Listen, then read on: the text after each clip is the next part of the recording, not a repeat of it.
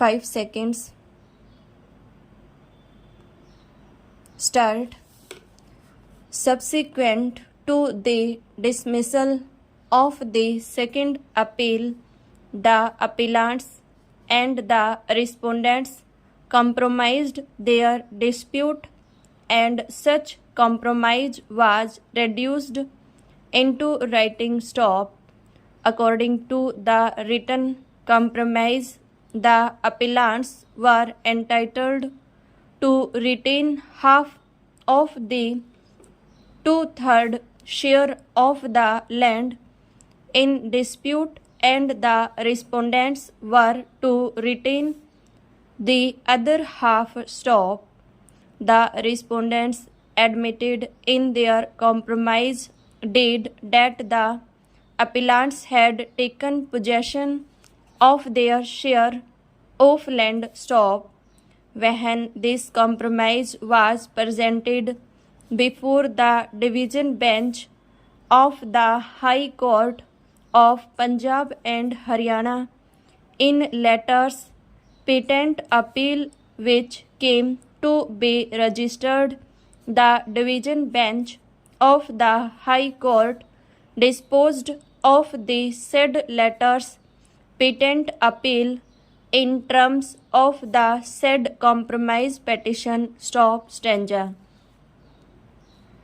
Leaving aside the other facts in the present case, we may state here that a specific defense taken by the respondents in their written statement was to the effect that the suit was barred by limitation in view of Article 58 of the Act, because the suit having been filed after about 18 years of entering into the compromise by the parties in the High Court in the letters patent appeal must be filed within 3 years from the date of entering into the alleged compromise by the parties stop.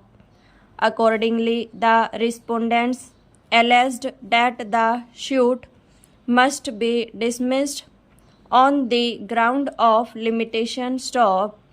We make it clear that since the only question involved in this appeal is relating to the question of limitation, we have not considered the other aspects of the matter in this judgment stop.